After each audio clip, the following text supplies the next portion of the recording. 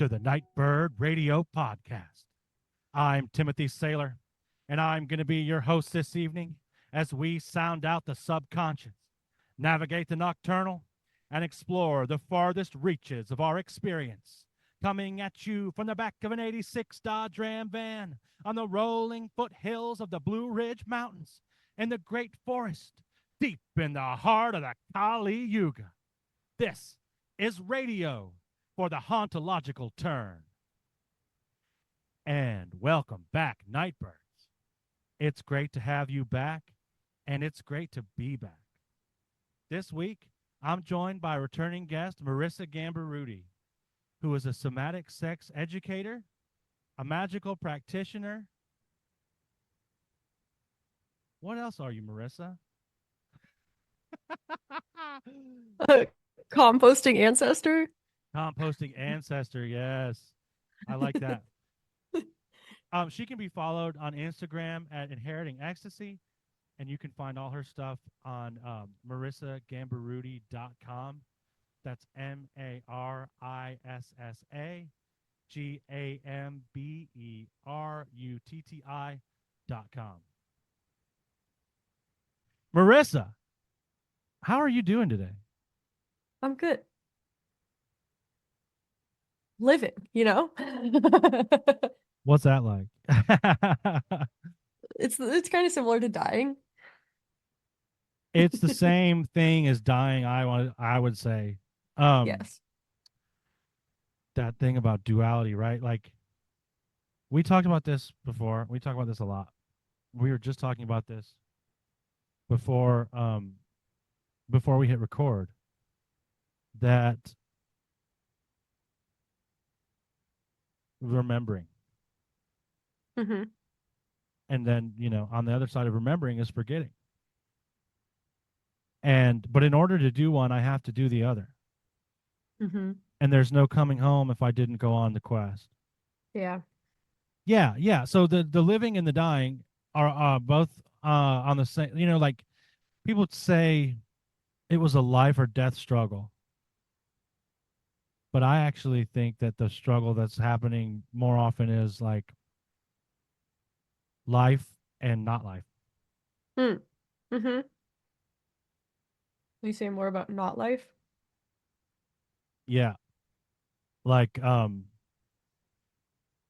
so it may be easier to compare it to death, right? Like, so death is a part of life. So like life and death struggle, like life and death is not a dichotomy. Mm-hmm. I mean, it's two sides of like an imaginary binary, or like an experienced binary that isn't actually binary at all. Like death is the end goal of life, like a butterfly is the end goal of a caterpillar. Mm-hmm. And then, obviously then a caterpillar again. And so not life would be, I don't know, maybe there isn't any. Would not life be like not death? Like just like okay. Undeath. Yeah, like So, being undead, like a zombie. Leonora Carrington has, and this is my very like surface level understanding of Leonora Carrington that I have picked up from the wisdom of Jesse. And what I understand is that Leonora Carrington has this philosophy of two sides of that coin are stasis and renewal. And so I would see like stasis as being something akin to not life, because you're not moving, you're not doing anything. And renewal is that process of going through like birth and death and just like being in the cycle and allowing the cycle to kind of move you, or you move through the cycle. So not life is not doing anything. Yeah, and I think go ahead. And just like, because I think about this in like the wider context. We also touched on like what is the context of a war god in like a pacifist anarchist view. And I think that there is place for war when we're realizing that it's like a war against something like stasis, or something like a spirit that's encouraging stasis. And I think that even just like projection, like constant projection upwards, like constant like progress forwards, like that could even be considered like a stasis, like not letting something like crumble, like it's time for you to die, it's time for this to go away, is being Yeah, like stuck in that one point. like the pursuit of profit increase every quarter, and Hmm. like what that's doing, like that's not sustainable. Yeah, That's not going to work. It's that's all interesting because gas. really it's like a lack of yeah, all gas no brakes. I think to me what really, when you were talking, what I started thinking of was it's like a lack of alignment, because I don't think they're actually, I don't think we experience stasis. Well, like we do experience it, but I don't think that's like actually really a part of this, at least this particular incarnation, right? Because Hmm. everything is always in flux all the time. I am disintegrating before you as I Yep. speak. There are cells dying on me, there are cells being born.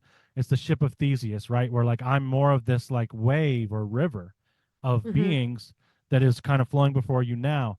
Now, the way you experience me may be as a static being. I appear solid because Hmm. we can't see all the space that exists within us. There's most like, if you look at a, and this is just one model, but at like a molecular model, there's just all space. That's, you're Yeah. mostly void. You're Yep. you're the Gununga gap, and sometimes you got to get licked by a cow in order for some people to fall out of that. But so so so when my experience doesn't align with my actual reality, that's where I think I start to have, I don't think it's always like a huge problem, but I think when it's like, especially when it's imposed, but when it becomes a recurring cycle, it just like has this feedback loop where it's like a replication crisis. You know what I mean? Like where I'm starting to make decisions based on a false reality, and then I'm like making other decisions based on those decisions that were not even based in like an actual, just an experience. Like, so fear is a good example of this. Like I experience fear as real sometimes, even though the thing isn't, it's totally a fugazi. It's made up. Hmm. And so that to me is like, to bring it back to what we were talking about, like that's the state, I guess, that I'm resistant to be in. That's where I don't want to be. Hmm. You don't want to be in that in the fear state. That's the anti-life. Well, fear's okay because actually fear shows me where I need to go. But Hmm. but no, that state of being out of alignment, like having an experience that's out of alignment with the truth of what is going on. Yeah. I just, Yeah. Yeah. and part of that is like remembering who I am and what Hmm. this is, that I am like a Yeah. spirit having like an experience of incarnation. Hmm. And remembering that you run off of your desires, and if you're not honest with yourself about what your desires are, you get fucked off your path and you start making decisions based off of a false reality, based off of false things, using a lot of energy to like push things away when like in flow, it's just like there's a truth about desire that happens in order to be in flow. And we always, there are different reasons why we choose to be like not honest about our desires. And Yeah. we have perfectly good reasons to not be honest about our desires, but I do think that the path of flow is being very, very honest with ourselves and with others about our desires. And this goes back into another thing that we were talking about before we hit record, which is being true. And at its core, it is like being true to those desires. But the Mm-hmm. way that we phrased it, or at least I phrased it when we were talking before, was like not not breaking a commitment I've made, Mm-hmm. and not like going against my own word, because that's like betraying the energy that that's betraying the energy that makes me attractive in the first place. So like, Mm-hmm. if I broke my word to go hang out with someone, I'm betraying the very thing that they even wanted to be around me for. And that's like weakening my magic and really just ultimately like it's counterproductive to my own energetic goals. Mm-hmm. Yeah. And I think there, like it doesn't I think it is also a disservice to honor a word that you no longer are in alignment with. Like for you can use the example of hanging out with someone. Like something comes up where it's like, you know what? Actually, this is not the thing that I'm supposed to be doing today. I'm not supposed to be hanging out with you today. And there, I think, is a way to honor the relationship that you have with the person and to honor the word that you did put in place without breaking it while still being able to change direction. Because I think we do need to be able to change direction instead of being like, fuck, I said I was going to do this and now I have to do it. Like, we have to be able to change our minds. Yeah, so I guess I'm coming at it from an angle where like the easiest way to do that is just to not make a promise that I can't keep Yeah. to begin with. And now that isn't always a viable No, solution. because Like you if I you come don't at know it, what's going to happen. yeah, and if I come at it in the middle, well then I've made all these promises that I probably can't keep. Hmm. But I can get more and more to the point where like, dude, I just don't make a lot of promises. Yeah, That's yeah. the It can be trick. like, you can say, I don't know. It's like, this is something that Yeah, is very interesting to me, and it's something that I'm feeling a pull towards.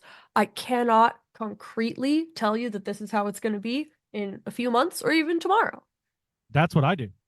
Yeah. And just like And being like it is possible to be in relationship with people in that way because I have friendships that are like this, where it's like, the there's a reservation to change minds at any time, and no one has ever said like shamed for it or judged for it. It's not a bad thing. It's like at the end of the day, the ethos of the friendship is like you take care of yourself and you honor yourself and your desires. That's what I want out of all my relationships with my friends. And like it'd be cool if all relationships were like that. yeah, it would.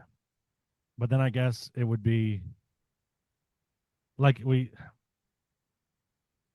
let's look at it as practice because it's Oh, it's a fucking practice. yeah. And that's really how I have to contextualize it without like losing my fucking mind. Yep. Because otherwise it's just like, oh, I didn't do good. I didn't do perfect at that thing. It's like, of course you didn't. It's a fucking practice. The whole thing is a practice. Yeah. Um. So yeah, I hope we did that justice because I feel like we were on some cooking with gas type shit before we hit record, and then like we hit record, and I just like my brain went bloop. Bloop. Um. Yeah. Okay. So I think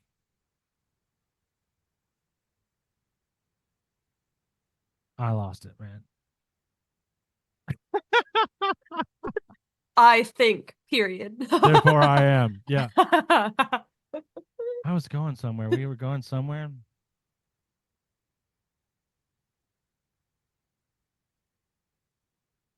Um. Oh, the war god stuff. I was gonna pull the war god stuff back into that. There you go. Hell yeah. So the when you talk about desire. Hmm. So this is where this is a continuation kind of a conversation that it'll be out by the time this comes out. Hmm. The episode I did with Lindsay Stark, Hmm. and we Hi, were Lindsay. talking about yeah, hey Lindsay, we were talking about the context of like a modern context of a war god, and we already mentioned it in this conversation, but to just give it further context, that's where that came from. Hmm. And so, um, when I'm living, like I think that when I'm living in my true desires, like when I'm really in that stream, that I can't really fail. So like a war god, and especially okay, we'll look at like Odin and Freya. They are the gods of the victors, and they're also the gods of the slain. Well, I think really both of them have both attributions. I know Odin has a big, a lot of names about victory, you know? Mhm. Check, check, check. I'm losing it again. Victory, father, and all that. Mhm. Um, and so when I'm living in my desire, it so how can a god be a god of both the victor and the slain? Like that seems like a contradiction, right? Because it's like the slain is the loser and Mm. the one that lives is the victor. Like in our Mhm. concept in our Western conception, modern conception, right? Like Mhm. if you die, you lost, and Mhm. if you lived, you won, right? Yeah. But that's not the context That of is like not true. no, no, not Like at all. I'm right. thinking about all of the people that are fucking stoked to go to Valhalla. They're like, I die, I win. That was the I'm in that goal. fucking hall. That Yeah, was the goal, exactly. right? And so when how can I live the question I ask myself, and this is an exercise that I try to practice, is how can I live my life so that whether I fail or succeed, I can't lose because I did the thing. Yeah. The glory is mine Hmm. because I did it. And like, so if I fail, I still did it. If I Hmm. succeed, great. We did it, you know? Hmm. And I think that's where it is for me. Yeah. And what's your, I guess there are these like outside interpretations of failure and success on what you're doing? Oh, yeah, totally. There's that angle to it too, right? Yeah. Because I Just think because that I'm thinking like if you're like it can appear to be success or failure, but like you have so many different things that you're going to be interacting with throughout the course of your life that you're not in control of everything, whether you win or lose. And so the way that you bump up against other people can create what looks like victory or loss. But if you're staying true to yourself, I think that that is the way that you don't like lose, yeah, fail. There needs to be a different word for that. yeah. Well, it's not. Yeah, right. It's again not a real. I don't know. It's not a real binary. Yeah. Like the life and death thing. Yeah. They're just Um, places to be. they're just places to be. And so I guess what I'm getting at is for me, the success is doing it Hmm. and doing 100% my best, and all the outcomes are like none of my business. Hmm.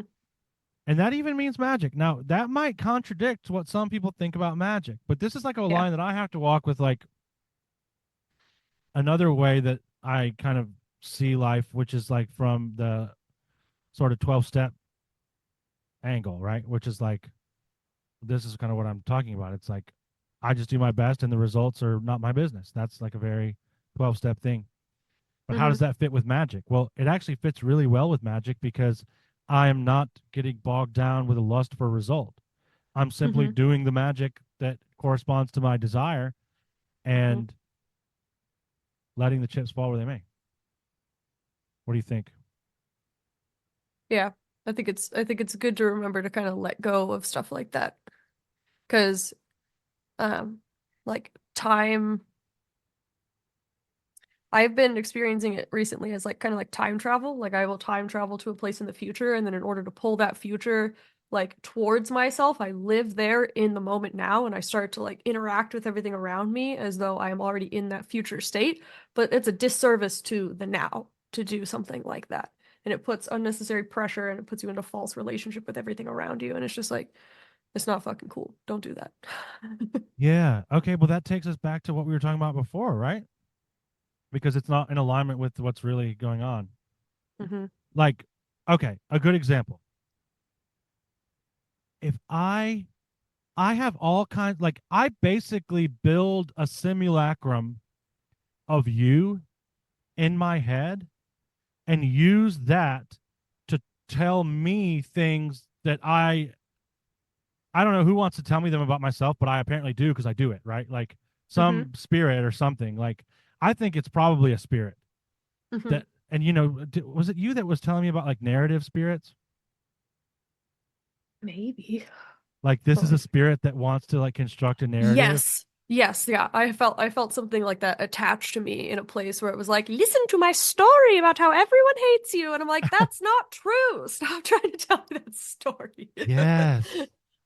That's good, right? So like I've been doing a lot of that kind of thing, and like once I can start to see my intrusive negative thinking as hmm just that, like as spirits, oh shit, I can banish it. Yeah, you're like, get the fuck out of here, dog. You can't be at this party. Yeah. And I can like put on a god face and like tell them to fuck off. Yep. Like headless right what? Or like, there's a lot of good Yeah. PGM stuff for this. It's like, do you know who I am? Yeah, right. And that's another way of remembering, right? Because then I remember who I am. And so to continue with the example I was using, right? So like I will construct a Marissa in my head to tell me a narrative, or I will, or the spirit will, or whatever it is. hmm I'll like actually form a pact with that spirit to do this when I allow it to do it. Um, Totally. Oof. Oof. right? Forming that pact is scary. Dude, it's It really all scary. totally But happens. when I go down that fucking rabbit hole, I just took the spirit's hand and like, let's walk the path, baby. Yeah, I'm Like like, I just let's did it. go. You're in charge now. You're in Man. charge now. Like I got goosebumps right now. Ooh. Yeah. And Man, so that's some I do it shit. all the Take a time. But salt bath. what I can do is instead banish that spirit, understand that that version of you that I've created in my head to tell myself this story is not you. And then when I Yeah. do that, I honor you, because now, guess what? I can experience you for who you are for the first time, maybe ever. Yeah. Yeah. Yeah. Yeah. Yeah. And that's a like it's a it requires like so much communication and like and a lot of like I think cleansing practice too. Like um It's so important. any kind of cleansing practice and like reorientation practice and just like so much letting go of things because I will find myself doing that where I construct like a cast of characters in my head of like the people that I'm closest to that like instead of reaching out to the person that I'm close to and having an actual conversation with them, I start to ask the characters in my head and the characters in my head give me the answer, the whole scenario plays out and then I start to operate from that place and I'm like, dude, you haven't had any conversation with anyone. Like what Yeah. is going on here? Yeah. And I'm in a total illusion. Yep. I'm in a total illusion. And wow, that's a great way to put it. So what do we do about that? So what I do, and okay, first off, the cleansing is like so key, because So fucking important. I used to Like, okay, I'm gonna be real with you, and this is mhm. like not a good look, but fuck it. I used to treat cleansing the same way I used to treat weighing your drugs as a drug user, Mhm. where I was like, that shit is for pussies. Like that was my actual thinking, right? Like disregard all the problems with that, even that sentiment. That was just how I thought about it, right? Yep. Like I'm a pro, I don't do that shit, right? Well, that will give you a lot of problems. So many And problems. it gave me a That in lot of and of problems. itself is a fucking spirit feeding off of you. Yeah, totally. And Like, look at and this prideful motherfucker. oh yeah, totally. But also like I don't know what I'm putting in my body, Yep. because and like people die that way. Like I could have killed myself. And so when I really became serious about doing drugs, I started weighing my drugs. And so when I became Good. Harm serious reduction. when I became serious about my magic, I started cleansing. hmm And it's like, what experience do I want to have? Like, it's okay to be fucking driven by 1,000 forms of fear and into a land of illusion. That's fine. Maybe Right. that's my karma, but Yeah. like, I'm actually not interested in having that happen anymore. No. So, what can we do? I think the cleansing is so important, dude. And like, I do it. It's easy to take it too far, but I actually would say Yeah. it's better to err on the side of caution at first and dial it back. Yeah. I do think we also have to stay in relationship with folks too. Like that's how we create our realities is together and in relationship with each other. So it can't just be, I'm gonna wash all this shit off of me and it's all gonna go away. You have to also have the conversations with the people around you and be like, yo, this thing is sticking to me. Can we talk this out? so that we can come back into relationship with each other and build a reality together instead of like me over here trying to just like construct my own fucking thing, and Oh yeah, that's it's not gonna beautiful. work. No, that's good. That's really good. Yeah, it's giving. Okay, so that's where I think this next part comes in, because Mm-hmm. there's there's a there's a thing that I think Jesus says it, where he's like, drive out one demon and seven more will come in. It So feels like, that way. yeah. So I'm basically, what I'm doing when I cleanse is I'm clearing out the space. Mm-hmm. Well, what I choose to do after I've done that is now I choose to invite who I'd like to invite to the party. Mm-hmm. Who am I going to align with now? And what am I going to call into myself? I'm going to call my highest good, my higher self, my good ancestors, my good destiny, um, my spirit team, all that stuff. And, but I have to also do that. I can't just cleanse and hope like, okay, good, we're clean now. Yeah, you Like, gotta fill yourself back up.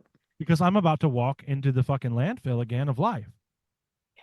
Like I'm about to walk into the sticky, gooey, um, dirty, fucking, gritty essence of what this incarnation is. And like that Yeah. stuff, that yeah, it's good stuff, but I'm it's all gonna gonna get kind of, in it. it gets on me, dude. It's like driving around. It's like I take my car to the mechanic and I get my alignment fixed and my car's good and aligned.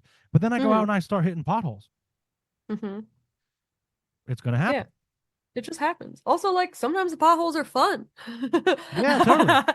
You just got to know how to like recover from Yeah, yeah, them. totally. Like, I mean, and yeah, right. So it's not all negative at all. And like a lot of the stuff that gets on me is like, ooh, that's a good goo. I want to keep that there. Like, I want to Mm-hmm. experience that forever. Can we just do that Mm-hmm. forever, please? Mm-hmm. And that can't, like, sadly, can't happen either. Delicious suffering. You can't do it. Yeah, what I mean, but even like grasping for not suffering, right? Mm-hmm. Like, okay, Like, I'm not suffering right now. I'm gonna make that happen forever, oh yeah, yeah, yeah, and yeah, it's just not gonna totally. happen. No, that's just not how it works. Yeah. So anyway, so yeah, I got to call. For me, it's like calling in. I was explaining it in my conversation with Sharif. Is like, I am a spirit nightclub. Mm-hmm. And there are all kinds of spirits coming through and passing out. um, and the question is like, what kind of clientele am I attracting? Mm-hmm. Like if Mm-hmm. I like, I'm like these days, I'm trying to have a well functioning joint. Mm-hmm. Like maybe before I wanted it to be like a place where you could walk in and like get your hand cut off by a lightsaber, but Hell like, yeah. like a Moss Eisley kind of feeling. Yeah, But hell now yeah. it's like I'm trying to like I'm trying to get some motherfuckers in there that are like tipping good and like, you know Yeah, what I mean? dude. Like I want some hot chicks in there and like, you know what I mean? Yep, yep, yep. So like the experience I'm interested in having, it's an energetic thing where like I have to borrow also a phrase from the Matt Boisvert episode, like I want to resonate at the same frequency of the experience that I'm trying to have. Mm-hmm. Mm-hmm. Oh, Oh, my what was alarm that? started going off. It's Jupiter time. Oh, hell yeah. Where I am, it's Jupiter time. Hail Jupe. Woo! Hail Jupiter. It's sun time here. Sky Daddy.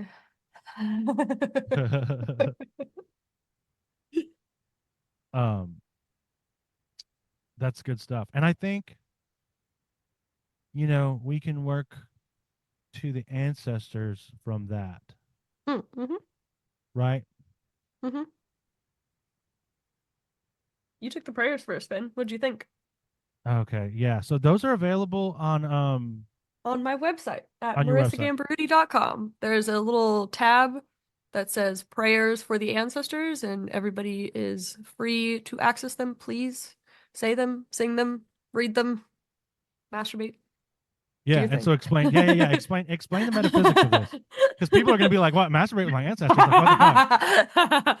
Okay, so um the prayers are up there.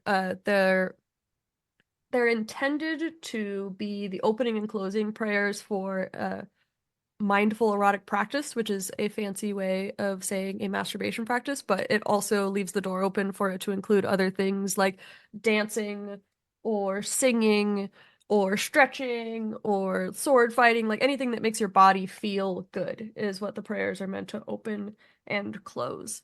Um, and the the intent of the ritual is to create this energetic sacrament with the sensations that your body experiences during your practice. And the energetic sacrament is gathered up by the well and the wise ancestors that you call in the opening to be distributed back through your lines to any of the ancestors that will most benefit from it, who found that they could not interact with the full sensations of their body and be in the full pleasures of experiencing the sensations that they wanted to because they were held down by shame. So you being in your joyful practice becomes the healing balm for those ancestors to be free of their shame, and it also frees you up of shame, and it radiates back through your ancestors and down through your descendants when you do this practice. Yeah, it's fantastic. I did do it. I need to do it more, but I took it for a spin, and it was wonderful. Like, and that was a way. That was a place I'd never. I don't think I'd engaged with that aspect of the ancestors before. I don't think there's a lot of that going on. Personally, I think you're really like. I'm really like excited about what you're doing because I think it's kind of on the cutting edge. Uh, Consequently, sword fighting is what I call masturbation, so that works. Um, but so yeah, and what's really cool about that and the experience was that okay, so the ancestors are all in my body Mhm, anyway. mhm, And so it's like it felt supercharged direct link. Like there wasn't like it doesn't require like a lot of the time things just for me to make the connection, they require like a ritual, right? mhm. Now, of course, you could ritualize this all you want, and that would be fucking Yeah. dope. Yeah, you can build it Um, up or build it down however you want. yeah, but like it was very deceptively powerful. Like I was like, okay, I'm just gonna say this prayer and I'm gonna do my thing, and then I'm gonna say the closing prayer, and I could feel in the way that you feel in ancestral healing, like when it echoes back, Mhm, it's kind of felt the same way as giving merit. mhm. Yeah, that's how that is how I came to understand that energetic sacrament is it does feel a lot like merit to me. Nice. That's interesting because energetic sacrament also makes me think of offering the precious blood. Hmm. Have you ever done it? Like I you think basically so. Yeah, I yeah, have like done that. offering the precious blood of Christ to Hmm. God as like a anyway. But then also that night I had a really very vivid sexual dream, Hmm. and it was like I love it when magic bleeds into my dream life Hmm. because I think it's like oh cool, like I'm doing the work in the astral too. Hmm. And so like I don't even know what the fuck it means, but like I don't even get caught up in that because I really don't have to. It's like in the same way that like, oh, you did a ritual. How did it feel? Like, Hmm. I don't know. It felt cool. It's cool to do Yeah, rituals. yeah. Like, but the cool thing about the ritual is I did it, is the thing. Hmm. Like, and I don't have to even understand it. But the way it plays out in my life is is where it counts for me. That is like Hmm. and that's how I see it more often is through synchronicities, through dreams, through these powerful experiences that happen as a result and then things that I'm able to do that I wasn't able to do before like you were talking about like not just cleansing but now taking that energy and relating to the people in my life in a way that is more constructive and communicative. Hmm. Are you gonna share about your dream? um I don't really know. I mean, it was just a sexual dream where I was having sex with two friends that I don't even think really like, so in the dream I'm pretty sure they were just like, that was just a good face for them to take. Hmm. Yeah. You know what I mean? Like whoever that was. Yeah. Yeah, I think that spirits like to ride the bodies of some of the people that we come into relationship with, like especially Yeah. people that we find attractive. Like I have a particular friend that keeps showing up in my dreams that my spirits are like, hell yeah, look at this. This is a great Yeah. body. Right, right, exactly. And it was just a really vivid sexual experience. Like it was just like it was real. Like, and I woke up like, oh shit, that's got to be connected. So there's Hmm. not really like much detail to the dream. Yeah. I would tell it if there was. I think that the sex in and of itself is the magic. And I think that that's Yeah. a lot of what kept coming through for me as I was writing these prayers and thinking with like what this thing wanted to be and trying to listen to what they were trying to tell me is anytime I like tuned into my ancestors, I was like, give me guidance. Like what am I supposed to be doing? They're like, bro, remember to be joyful and remember to fuck. Like they're just like trying to remind me of all of the good things in life. And that's the reason I have come to understand that the ritual hits the way that it does, even though it's just two prayers, is because of the spirits that brought it. They are so incredibly powerful and incredibly wonderful at holding space for this type of thing. And I just wrote words down, and I'm incredibly honored to have written the words down, and to get to share it with people because it's really cool to watch it land for folks. Yeah. And I think it comes at an interesting time for me too because I'm like, you know, stubbornly, like maybe I've just been stubborn my whole life, but I'm coming around to the fact that like it's all just cosmic fucking, man. Like, Yeah. you know what I mean? Like I wanted it to be deeper than that or something, but like what's deeper It's than pretty that? fucking deep. What is deeper than that? This is another good example of like my limiting expectations not being as cool as like what the reality is, right? Like, and so I'm just selling myself short. Yeah. I want to talk about shame. Yeah, totally. Um, because this is like something that we talked about around this idea of shame being another one of those flip sides, or is it a flip side of the coin from pleasure? I don't know. What's your experience there? Hmm. I don't know if it's the flip side of pleasure. I do think that there's an interesting relationship between shame and pleasure. There's obviously a relationship there, and sometimes it can be like an Because I inhibitor wouldn't to be pleasure. ashamed of it if I didn't Yeah, feel pleasure from it, yeah, right? yeah. It's incredibly informative.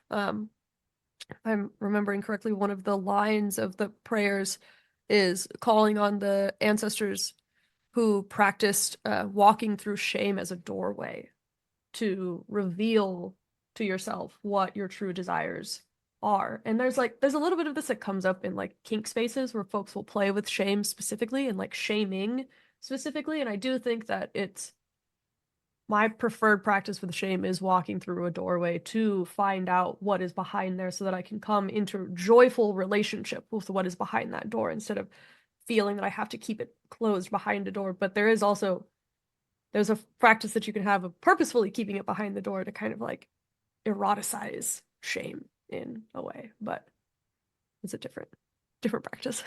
Yeah, yeah. I think yeah, I because to me there's an interesting through line to like what we were talking about before, where it's like fear actually like the fear lies in the path of what I want to do. Hmm. And so it's a really useful thing to look at for me because if I'm afraid of it, that's my path. Hmm. Because if I didn't want to do it, I wouldn't care enough to be afraid. Yeah. And the fear is just around the fact like I won't do it. Like I won't get to do it. Yeah. Um and and I think shame is an interesting thing too because it it seems to me like it does. It acts the same way Yeah, for pleasure. shame seems to be the thing that stops you from doing what you're afraid of. Like I think the fear is kind of like, oh, look at that, it's a thing, and the shame is like, don't do that.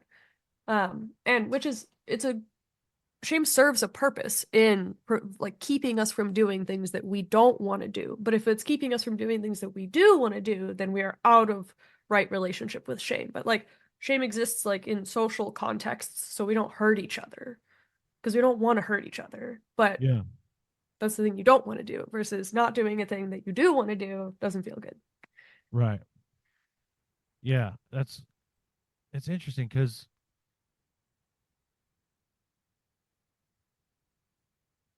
there's a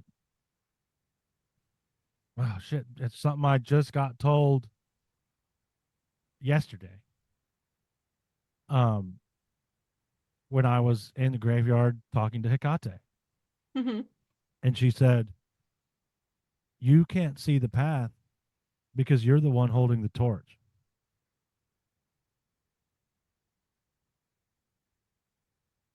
which is just full of Hecate-ness too. But like, Yeah, what does that mean to you? it means that I'm okay. Let me try to explain it for what it means for me. It means I can't see my path because I'm blazing the path, Mm. like I'm making the path.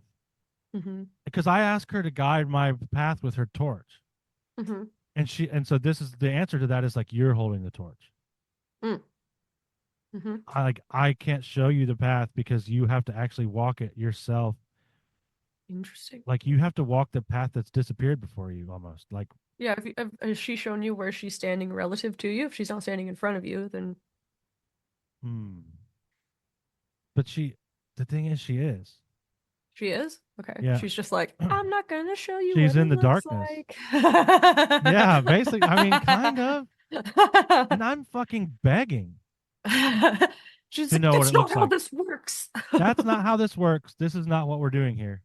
Like, this is your like learning your own power, right? Yeah. And it's It like, is interesting to Mama think can't of do it her for being in me, front of dude. you as the darkness. Yeah. Yeah, yeah, yeah, yeah. Mama She's can't like, do I'm it right for here. me. She's here for me. She supports me. It'll be all right. Well, But I can't have do to it for you. actually like trust it. Yeah, dude. And it's hard. Well, you could see the trust as like the smallest act of just putting another foot in front of the other foot. Like taking a step is an act of trust. Yeah. But there's not like just like an abyss underneath Okay. you. Have you ever like what's like walk it really is like walking in a completely dark room. hmm I can just take a little baby step and hmm just hope to fuck that I don't sneeze. Yeah. Because one time I sneezed, the light went out, the power went out, and I sneezed in my room, and I had a bedpost that was about the height of my shoulders, and I sneezed, and my head came down and beamed it right in the middle of it, and I was like traumatized for like a No, long you time. can't sneeze. I can never sneeze in the dark ever again. I now I block my sneezes, and I'm probably gonna like pop an eye or something. That's Don't not gonna tempt someone with a good time. Pop her eye out. right.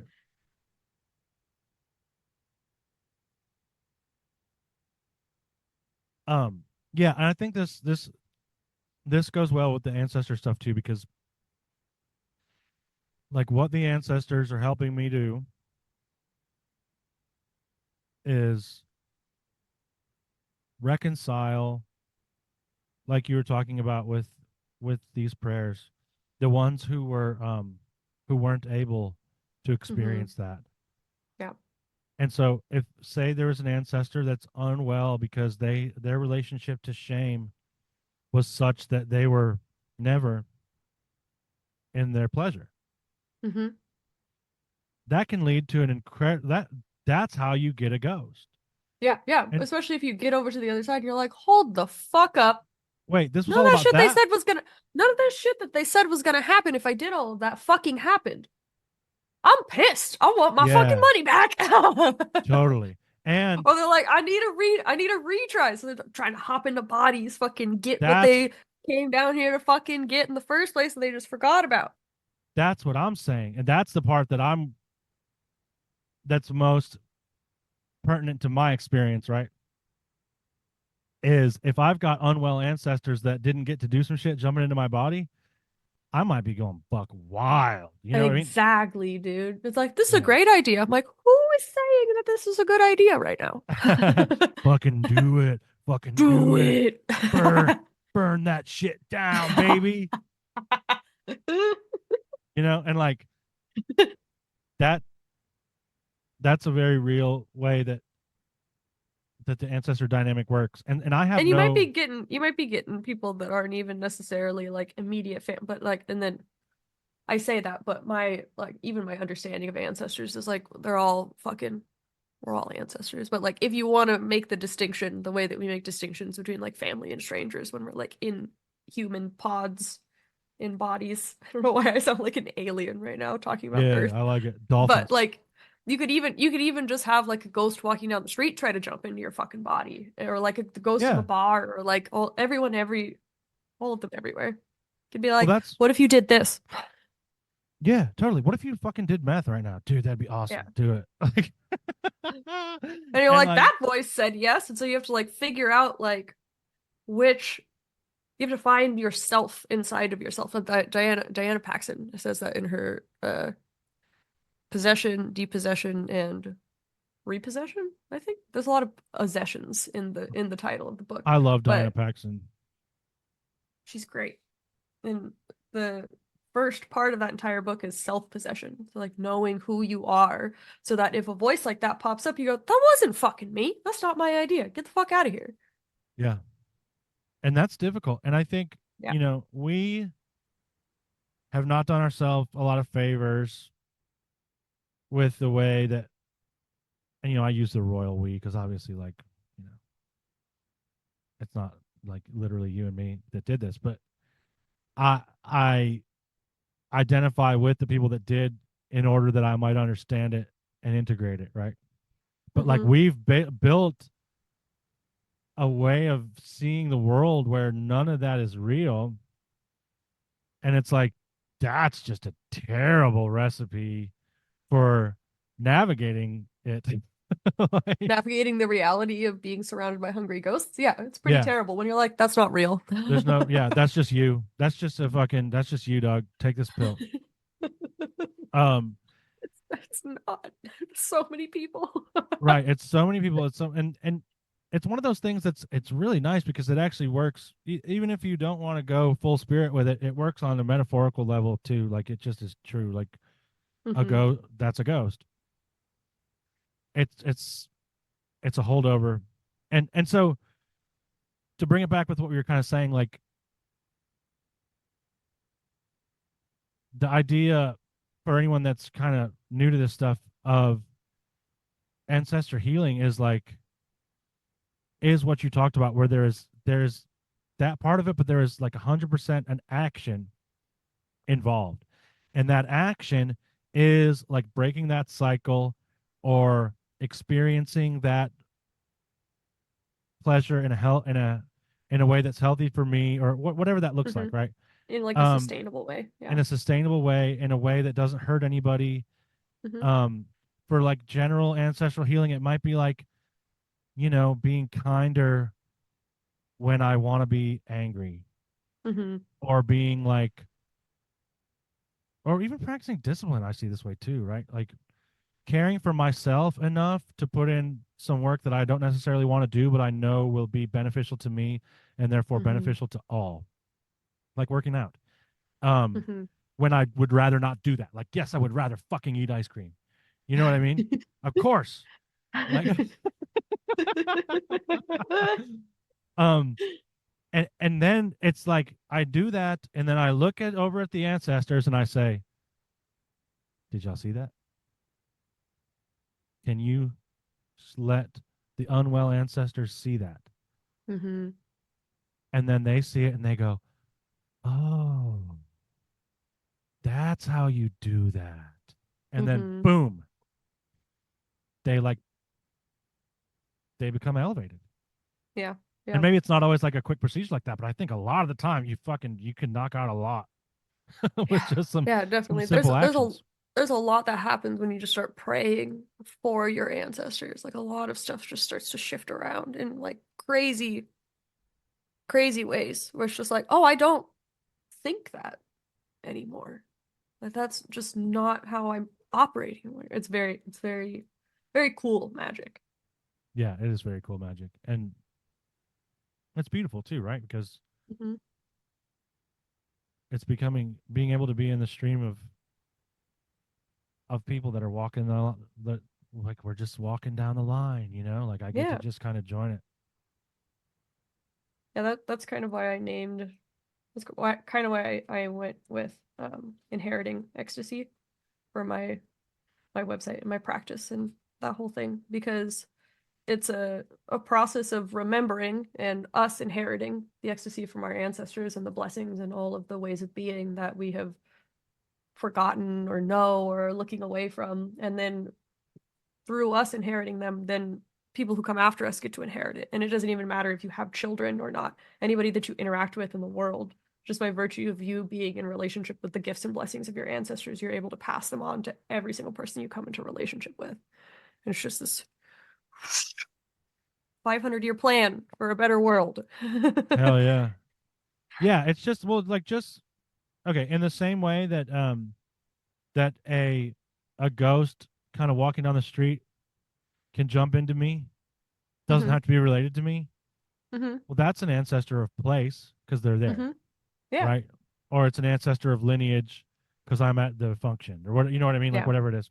Yeah. Yeah, you And really can't start, you can't write off anybody by for you can't write off anybody under the guise of like specific relationship when you start coming into relationship with ghosts in this way. Like every yeah, person you pass on the street is a fucking ancestor. right. Well, in that way, it's cool because the positive effects, like just like I can experience the negatives of Hmm. a spirit that way, I can contribute to the positive effects in that same way. So now, in 100 years from now, when someone walks by this place where I did this, maybe they get jumped into by a by an emotion of gratitude Hmm. or like a feeling of remembering who they are or like Yeah. a Aw. profound like awe or love of beauty Mhm. of the place, and I think over time like that's how a place becomes sacred. Yeah, totally.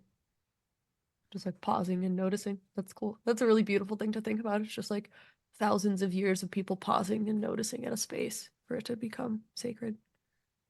Yeah, Damn. that's good stuff. um so you want to talk about somatic sex education? Sure. Do you want to know something specific, or do you want me to go on my? I mean, go on your spiel because I think a lot of people that listen will know, but I think a lot of people won't. Mhm.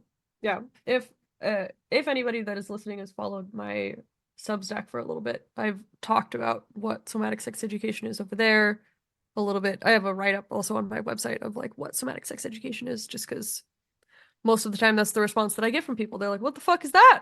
They're like, "Sex? I know what sex is. Education? I know what that is. What the fuck is somatics?" And I admit that I might not know what the meaning of the word somatics is. Like, okay, as much as I've read about it and I hear it, help me grok it. yeah. So somatics is the word for describing the experiences that your body has, the sensations, and like noticing the sensations of your body. That includes senses like taste, touch, smell, sight. Those are somatic sensations, as well as like your experience of temperature, how something like feels like hot or cold against you, your sensation of pressure against your skin, and then also your sensation of proprioception and interoception. And proprioception is your sense of your posture, how you're holding your body in space. And interoception is the sense of what is happening internally in your body. So, like your guts digesting something, or your heart beating, or the way that you can kind of feel the air expanding your lungs. Um, so, somatics is a practice of noticing those sensations and gathering information from them. Okay, interesting. So that's actually my primary mode. Well, not primary, but one of the primary ones. Modes of spirit Yeah. apprehension Yeah. is It is. somatic. I think that it is for magically inclined folks, it is how we do spirit communication because it also includes like images that you get or like smells that you get, like any way that Oh, you might okay, so it's totally experience a that. spirit in a space is like it's spirit communication. Oh, wow. Yeah. So, okay, cool. So yeah, my other main one is like images popping in the head and Hmm. inner mind's eye stuff. So that's also Yeah. somatics because that is my body, right? Yeah. Like that's Yeah. happening Like in my body. when I am doing like when I'm working with my own somatic therapist, like feeling into a space in my body, I might have a sensation of an opening and then also an image pops up in my head. And both of those are somatic sensations. And you think are they usually tied together? They can be. A lot of it is I think it comes what we do with the information I think is really important in the way that what we do with the information that we get from like a process of divination. So the story that we tell ourselves about the sensations that are coming up is just as important as the sensations themselves.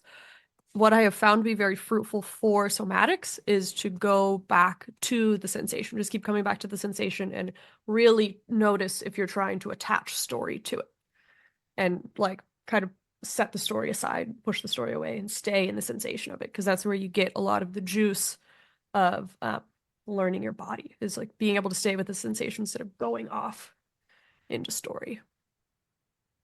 Oh, into the narrative Mm-hmm. world. Yeah, because you can kind of follow the sensations through your body. They'll evolve into something else without you placing story on them, but just like listening. So you can notice something like in your shoulder might move all the way down to your toe and then feel like it kind of releases from your body. And you're like, oh, all right, something just moved through me. Yeah, yeah, totally. Okay, cool. And then it's interesting because like a lot of the times in like a ritual space, uh, it'll be like multiple things at once. Like Mm-hmm. I'll get a tingle Mm-hmm. and then I'll hear a sound, or maybe I'll see something out of the corner of my eye, Mm-hmm. and then something will like fall over, like Mm-hmm. physically, Yeah. or like a leaf will fall on something, right? And what's cool about that is when you talk about divination, if in that space I start flipping cards or Mm-hmm. doing or rolling dice like you do with geomancy, all of a sudden I'm kind of like I'm bringing the divination practice into that stream where like everything that happens here is I almost want to say it's like not even co not even co present, but like it's all the same thing.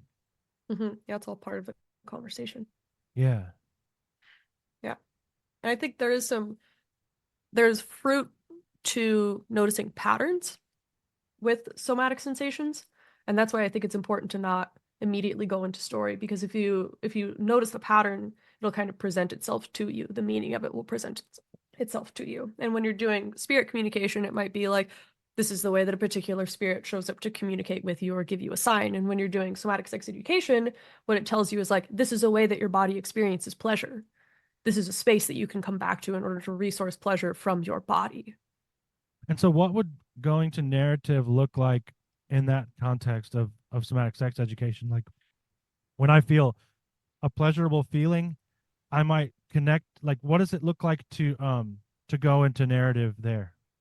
So something that can happen during um, somatic sex education is that you might find like memories stored in your body, and um, staying with the sensation allows the memory to reveal itself to you how it's ready to be revealed instead of you creating a story about maybe something that happened with your body um, or to your body.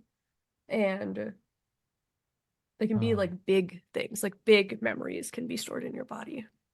And so it's important to not put something into yourself that isn't already there. if that makes sense. No, that makes really good sense. It's important not to, you said it's important not to put something into yourself that isn't already there. Yeah.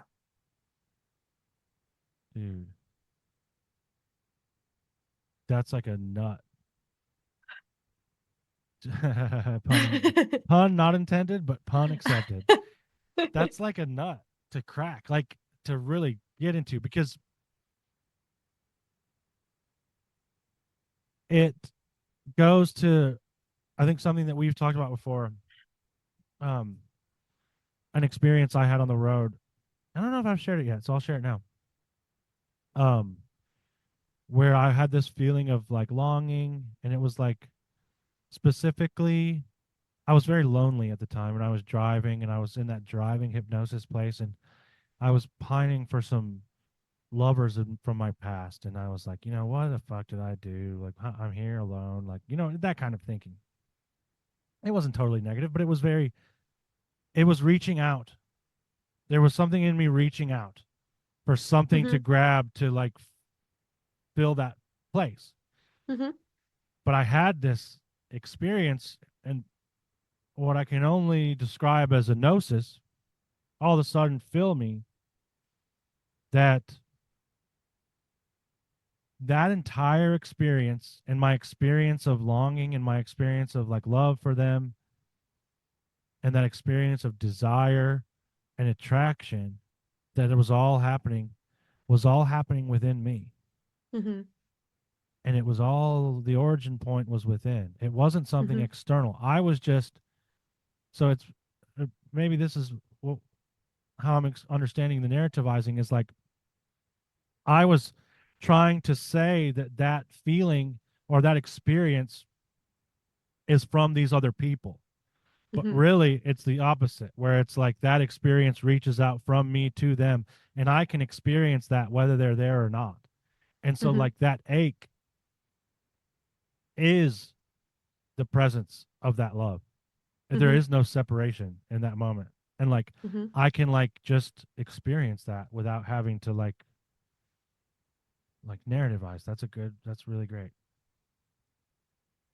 It's like what it told me was like you carry the great romance within you Yeah. wherever you go. Yeah. Like And that's all the pieces are inside you. yeah. And that's one of the goals of like an arc of somatic sex education sessions too, is to remind folks that their source of pleasure comes from inside of their bodies. It's not something that you have to like reach for or grasp for, like you get from other people. Like when we do one-way touch sessions with the practitioner touching a client, it's a constant reminder. It's like you are the reason that you are feeling this way. It has nothing to do with me as the practitioner. It has nothing to do with the space that you are in. All of your experiences are happening in your body, and you get to take all of those experiences with you when you leave this space. Wonderful. That's really cool. I think I just understood it. So thank you for helping me to see that. Yeah. Yeah, and the magic of that is really interesting too, because like that's in your field now. So it's like it's like soul retrieval, right? It's Hmm. like it's a shamanic experience. It sounds like. I think that it can be. I am doing my best to not like put But too much onto it, just yeah. because like I'm not a trained shamanic practitioner. Well, I Like mean, like, but yeah, come on, man. Like, who fucking is? Like, uh, like, I wasn't initiated in any order, but I'll tell you what, I'm initiated. Yeah, It just totally. happened fucking by life. Yeah. You know what I mean? Like, and like, granted, like, yeah, there is value to like, a lineage structure, obviously. Hmm. But I know, yeah, I think that's probably smart. And but that's the cool thing about it, right? Is that it's about the person who's undergoing it. It's about their experience. So Yeah. even if they experience it from a totally just materialist perspective, they're going to get something out of it, Yeah. Yeah. Exactly. as Yeah, opposed to it go can ahead. be as deep, it can be as weird or as not weird as anybody wants it to be. Like I've had sessions with people where they are like having visions of ancestors that they are meeting actively as we're doing a massage. And I have had sessions with people where like their body feels good afterwards and they have received a massage and their shoulder doesn't hurt And anymore, you know or what's like cool? they got the touch that they wanted to receive. I'm like, that's great. Both of those are so good and they're both so healing for the ancestors because like person coming into relationship with their ancestors has like huge like relationships that they can go on to continue to build, and the person who is receiving the touch that they want to receive, all of their ancestors who never received touch that they wanted to receive in their lifetime can now have that experience in the body of their descendant, and like it closes loops. It just Oh yeah. happens. I love that idea of closing loops. Do you like to close dream loops? I don't know if I've I don't know. I don't know. I'm not a very good dreamer. Oh yeah. Yeah. So if you next time you have a dream where something happens, Hmm.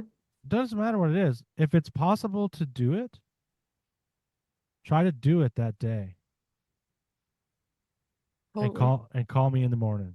Tell Okay. I'd like to hear about your experience because I don't know what it does, but I know it does something. And really Hmm. what it might do is like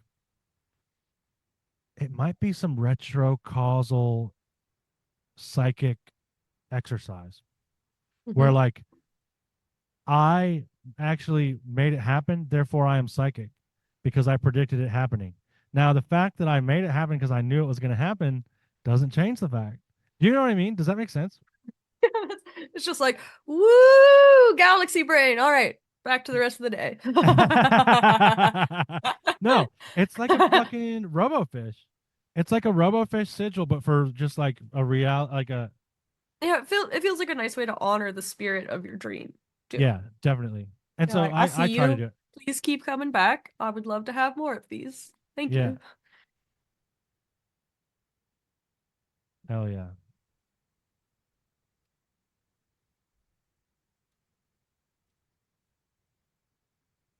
What else is on our list?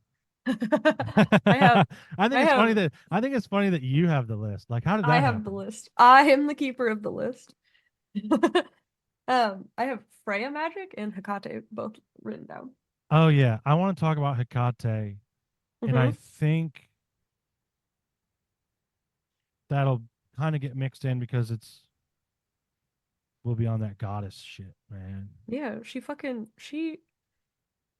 I feel like I was having interactions with people that were having interactions with Hecate, and that was one of the ways that she was like, "Hey." I know all your friends. And I'm like, "Oh, what?" And she's like, just here around if you want to say hi. I'm like, "Hi." She's great.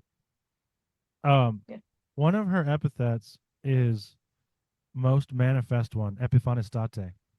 Ooh, Yeah, most manifest. the most epiphanous one. Like Hmm. the most manifest one. I mean, I love the Greek because it's got the word epiphany, right? But like her epiphanies be happening. Hmm. And honestly, the only spirit, and this may just be a personal thing, but the only spirit to me that I have this level of that experience with would be Odin, Hmm. where it's like you don't even say the name because when you say it, something will happen, Yeah, right? no. And that's I don't cool. I don't I I just try to like to avoid saying his invite name. like getting my eye poked out. You know what I mean? Like Yeah. it'll probably fucking happen. Like I have had a lot of eye problems. But just little stuff, just be like, hey yo, I'm here. Hey You said buddy. that and there was a horn honked outside of my window. I've had a Oh, lot of eye problems. well, Boop. that's interesting because did I ever tell you that when I did Diana Paxson's rune blooding Hmm. ceremony from taking up the runes, when you in the part where you call on Odin, Hmm. I was in the city at a buddy's house, like house sitting, and I was like, okay, I'll house sit for you, and I'll also haunt your house, which is like, I don't know if that's ethical, but whatever, I did it. When I called on Odin, all the cars outside started honking, God. Yeah. And so Hecate is very similar, where like it's like I don't have to do a lot of stretching or mental posturing in order to justify that she showed up.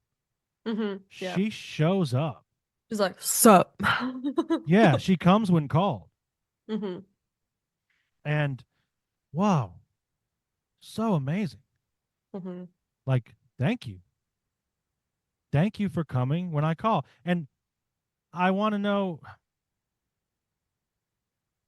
what other spirits do you have that experience with? The Virgin Mary. I was going to say it's a mother stuff. Yeah. Yeah. Yeah.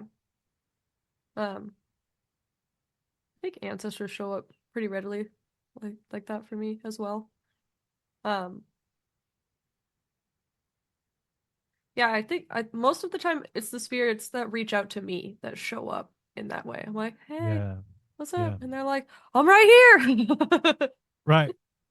Like And like, I had stuff like that with Babylon when I first met her. Like driving down the street, redhead walks by. I'm like, "Ooh." Walk into a bar, redhead bartender. I'm like, okay, she's here. Hi. Or like people randomly like out of nowhere saying Babylon like in conversation at a bar. I was like, what? How did we start talking about this? We've not talking about this before. I didn't yeah. even bring it up. It was someone else that was in the conversation that just started going off about the city of Babylon. I'm like, all right, we're good. It's fine. Yeah. The synchronicity storms are. I love it when that stuff happens. That's why I hmm live for that stuff. I think Um, angels sometimes do that too. yeah, I haven't had that experience With with them. angels? No. My big one was with Raphael when I did the Raphael working that me and Jesse did. Raphael's Tears. And I showed up to the graveyard and I like finished the Raphael prayer and it started raining. Oh, I was that's like great. That's literally awesome. being cried on right now. Yeah, that's awesome. Yeah, I don't know.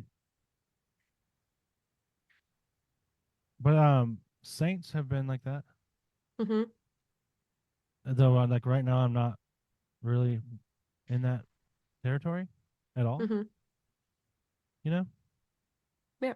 Who knows when it'll be back around. What else did you want to say about Hecate? I got lost in my spirits. No, I don't think we got lost. I wanted to know. I wanted to know. Um yeah,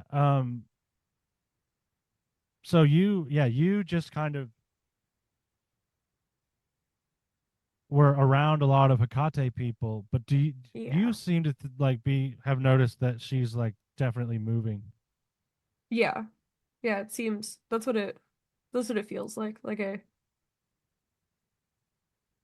sometimes I feel like spirits will kind of like sneak around like my periphery, and I'm like, oh, not yet, no, not yet, no. And then there's eventually they're just like, we're already doing something, so like you can either turn around and face us, or just like keep pretending like we're not already in relationship with each other. I'm like, oh, okay, fuck, I guess this is time for this.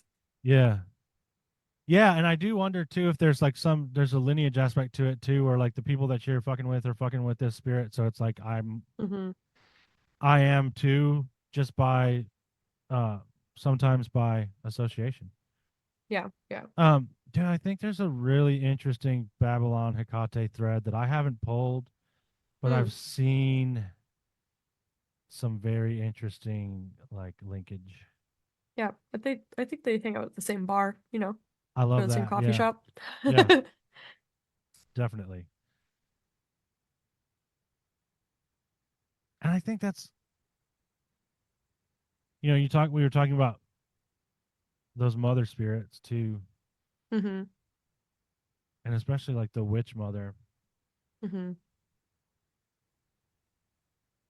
I don't so oh, here's another thing that we've been talking about a lot. I was pretty much going half cocked hmm because I wasn't really engaging with the goddess. hmm I kind of was, but I hadn't really found the fit. like the one Mm-hmm. that, you know what I mean? And so like I was dealing with a lot of like very masculine energies. And like I think that was probably good for me at the time because I kind of maybe that's just what I needed to develop at that time. You know what I mean? Like I don't think there's anything wrong with it. No. But once I started engaging with Hecate, and this was actually something that like I don't understand how this works, but like this was from Freya, Mm-hmm. and you helped me there too. So like Freya through you, but then who it actually ended up being was Hecate. Mm-hmm. Yeah.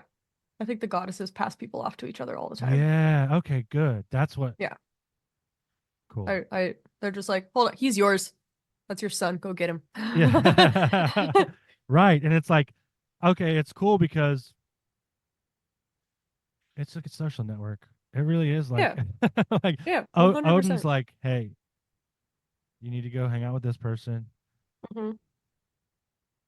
And then they're like, hey, you need to go hang out with this person. Like, you know, I think one of the best like ways to grok this, I think, was Sharif. Like, uh, it's like becoming connected in a mob. And it's Mm-hmm. like whenever you watch these documentaries about guys talk about how they became connected, they're like, you know, I was hanging out with Tony a lot, but Tony, he hangs out with Sal. So then after a while, I was hanging out with Sal. You know what I mean? Like, Yep. Yep. I'm like, that is good. That's actually a really good way to put it. Yep. And that really is it. Like, it's a relational thing. And so anyway, so I was like going to have cocked because I wasn't basically the way I feel now, and this is not a judgment against anyone that's doing this, but this is just my experience. I basically feel like I wasn't even doing magic Mm-hmm.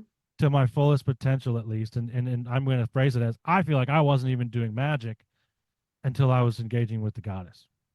Mm-hmm. And that can come back to it all being like cosmic fucking, like, well, I need, there's something missing in my dance, right? Like, Mm-hmm. it's okay to dance alone. Yeah, It's fun to dance with a partner, though. it is. Yep. I mean, it's fun to dance alone too, but you know. Um, Both. You have to be able to dance by yourself in order to dance with a partner. right. Yeah. Okay. That's really okay. Perfect. So yeah, like hang out with me, and then once we're ready, we'll pass you off to your to the dance partner. Mm-hmm. Perfect. Really good. So it was like a level up for me, and it's been awesome. It's been something that I really was looking for, and kind of like shopping around. You Mm-hmm. know, like I knocked on Dating. the Dating around. dating. Yes. Like I knocked on the door of ISIS Mm-hmm. a long time ago, and I didn't really. I didn't feel it there. I Mm-hmm. didn't get, and well, okay, like when I got sober, like when I really got down on my knees, like the person I prayed to was Sophia. Mm-hmm. Was Sophia saved me, and then the first spirit, really the first spirit that I tried to get in relation to was Lilith. Mm-hmm. So there's a lot of, yeah, dating. I like Yeah. it. What's your experience there? Like, yeah. What are your thoughts on that? What, my experience with dating goddesses? Yeah. Um, yeah, I have felt passed around by a few people. Not really like they all kind of seem not all kind of seem to I don't get a lot of people coming in like out of left field. Like that makes sense. Like I get a lot of like sex goddesses and like war goddesses and on brand. Um, but I mean, the first the first the first goddess that presented herself to me was the Blessed Virgin Mary. but she presented herself to me kind of in her like Babylon form, very much like undressing, taking off her veil, wild curly hair popping out and like undressing in front of me. And I'm like, hold on. Like in one vision, changing everything that I had thought about like Catholicism and coming into relationship with the Blessed Virgin Mary. And I was like, all right, so all of that is bullshit. Now we just gotta find like other things that line up with this because there's so much of Catholicism that does not line up with her in that image, but she's always in there. Yeah, I like to call the Blessed Virgin Mary the MILF. Hell yeah. She is though. That is the archetype, dude. You can't tell Yep. me otherwise. No, there's a yep, big time. Hell yeah. Um, yeah, so and then from her, Babylon showed up, and I don't think Babylon is going anywhere, but she's a whore goddess, so she doesn't get jealous. And like anytime like projecting any kind of jealousy onto Babylon is just it's laughable. It's just like there's literally no fucking way, dude. Like that's not how I work. Um and I think that Freya, Hecate, and Isis are the only other ones that I've got like deep into. And Isis and all of her, she has a bunch of different like epithets too. Like she had like a lot of people kind of like moved in to Isis over the course of history. So like Hathor showed up one night from a dream. I was like waking up from a dream and it was just like Isis but cows. And I'm like, what? And like brought it to my friends and DB was actually the one that was like, you mean Hathor? I'm like, oh yeah, totally. I guess it's Hathor. Yeah, I mean Hecate too. Mm-hmm. Because she's the like the bull roarer, the Mm-hmm. bucolos. Um, Doesn't she's doesn't definitely got a cow thing going on. Oh no. Freya's got boars, right? Freya has a Yeah, boar. yeah, and cats. Yes. Um,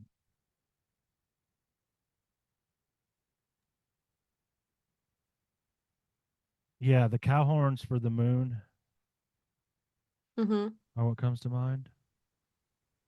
Like all Looks the like moon. Guadalupe too. Oh yeah, for sure. All them moon ladies. Mm-hmm. Yeah, Hecate is interesting like that too because there's a lot of moving in and out and like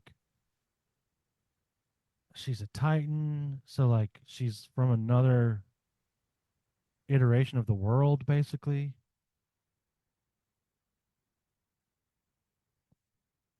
That was a skillful mute. Thank you. I'm sorry, I called you out. um, and so it's like I don't know how much of it is that, like how like did you play these roles in other like kalpas, or is it like kind of a microcosm mirroring the macrocosm thing too, right? Like Oh, like trying to figure out, are you stuck in the like, is it all the one goddess just showing up in her many I'm different faces, or is it all like distinct? I think they have to all be distinct and like treated as distinct beings, otherwise they wouldn't show up with different names. yeah, but they're all like okay, so like PGM is a good example. Mm-hmm. And like I guess it would be interesting to hear what your take on this is because this is something that we've talked about in the last couple episodes. So like when you do like a lot of the PGM spells have like you'll name like every solar god from every different pantheon. And like some of them are really interesting because it'll be like Typhon Set will be like thrown in there. Mm-hmm. And you're like, solar? And then you kind of get to like kind of there's a mystery in the association. Mm-hmm. And I get to apprehend a mystery there and I get to kind of like play with that, like Yeah, totally. That unravel it. that seems like what that brings to mind for me is the way that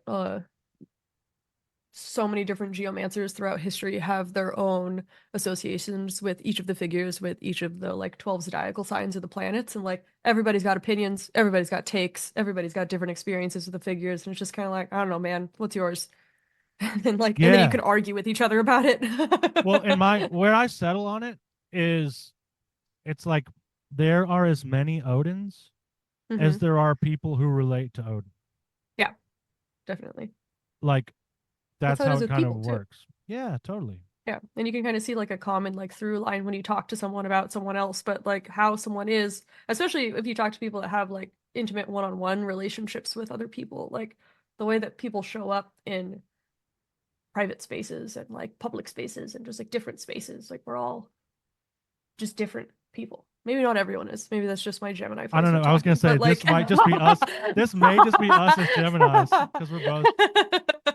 people are like, no, I'm the same. Like everywhere I go, I'm like, oh, I can't relate. I'm like, what the fuck is that like? There are at least 5 of me here right now. Yeah.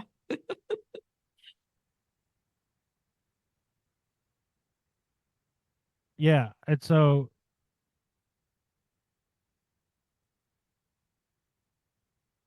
that's interesting too about um the ones that found you or the ones that come most readily when you call. Like Yeah. that's been my experience too, and it's never been the ones I expected. Like I didn't expect Hecate at all. Hmm. I even said to myself on many occasions, like, that's just not like a path I'm going. It's just not me. And then all of a sudden she shows up and she's like, "Hey, how you doing?" How you doing? You're like, You know? oh, hey, you look real cute in this lighting. I don't think I've ever seen you before now. Right? Right? It's like, "Damn. Oh, that's you. Oh." Oh. That's really wonderful. And honestly, like,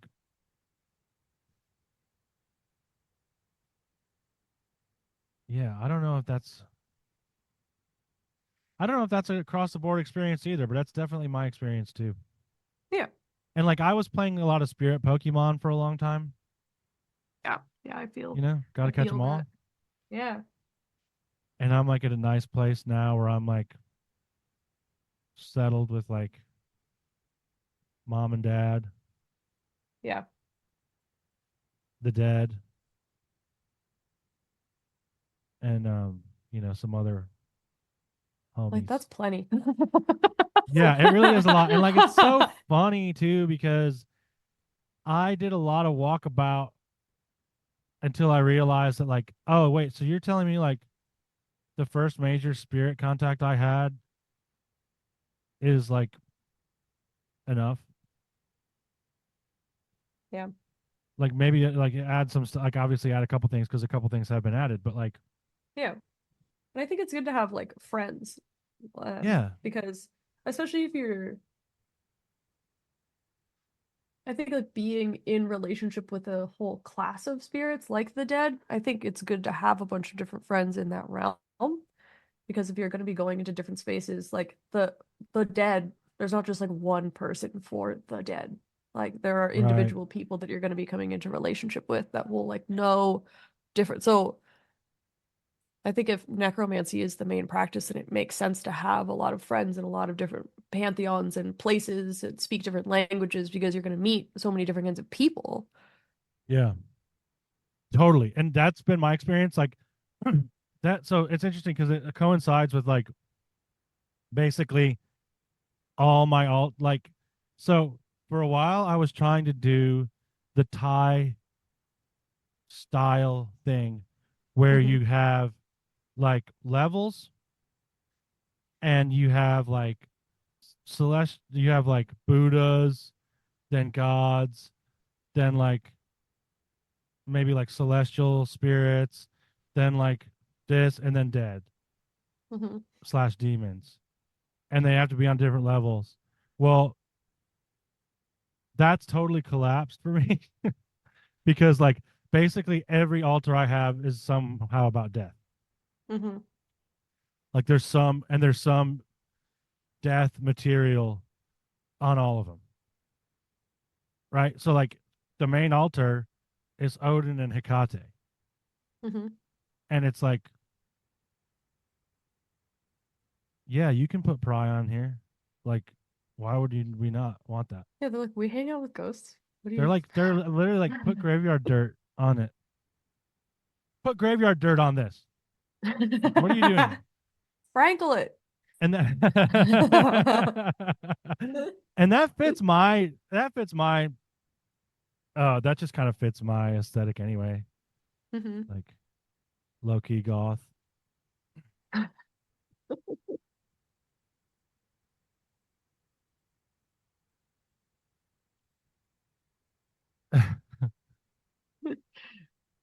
And I just like worship the dead. Like it really is really what it comes down to. Yeah. Yeah, humans. Humans be humaned. Yeah. And it's like the ones who went before me. Mm-hmm. And I mean I think that's at the kind of at the heart of it all for me. Do you have anything else that you want to mention? No, nothing's popping up. I think we hit it all. Yeah, we did it. We hit everything that's on the list. Sweet. We made a wait. We made a list and completed it? Yeah, Are we really Geminis? we both have significant Virgo placements. Yeah, that's true. God, and thank the gods for that. Yeah, right? Thank the gods for Virgos. Thanks for Mercury balance. Yes.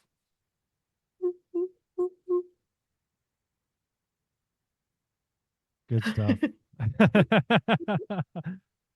Marissa, thank you so much for coming on. I always have a blast talking to you. I think you're close up there in the list of recurring guests. I always like Hell having yeah. you on.